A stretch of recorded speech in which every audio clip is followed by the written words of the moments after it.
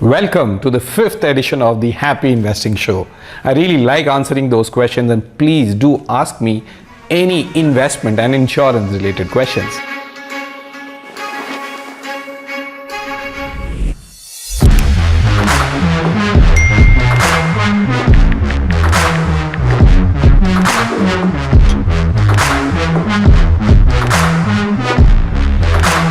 The first question is from Naveen, who's from Bangalore. The question is, I have an investment time frame for over 15 years.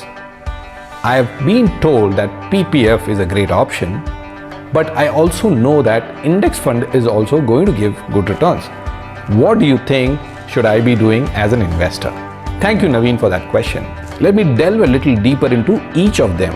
PPF in general offers you about 8 to 9% or has offered to you about 8 to 9% in the past.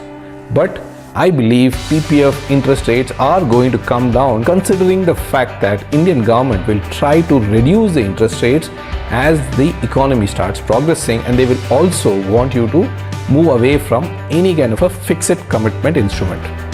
While on the other hand, index funds, which will generally replicate the markets, will be giving you, if not more, roughly about 12% or so, and this is the past. I'm not guaranteeing you anything for the future. Therefore, when I look at 8% tax-free returns versus 12% taxable returns in equity, I still prefer investing in index over PPF. Now, on the other side, the good thing is you have over 15 years of investing time frame. Equity invested for over 10-15 years in general has given substantial amount of returns, and therefore I strongly believe that you should invest in index funds only. And finally, the compounding. PPF returns will be compounding at the rate of about 8% or 7% as we progress, while on the other hand, index fund returns will compound at much higher rate, and therefore the wealth that you would create at the end of 15 years is going to be far more than what you would have in PPF. I know PPF is a lot more comfortable. It gives you a peace of mind. But believe me, now that you're going to invest for more than 15 years, please go ahead and put all your money in index funds. I hope I answered the question, Naveen. The second question is from Suraj. He's 28 years old and he is from Pune. He's asked me this question about insurance.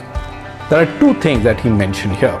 He says he was cheated by his insurance agent who promised him something else but ended up giving a policy that was completely different. He now wants to know what is the way out of this. And second thing he wants to know is he was not sure on what kind of medical declaration that the agent has given, and he wants to make sure that tomorrow, if there is any claim, that claim doesn't get rejected. This is a very long question, very good question. I'll take some time to answer this question. Thank you, Suraj, for asking me a brilliant question. Yes, I understand. Insurance is one asset that gets missold by a lot of agents, unfortunately. As you mentioned, you've been cheated on the insurance plan. I want to ask you something. Do you have any kind of a proof that what you've been told and what you've been sold are different?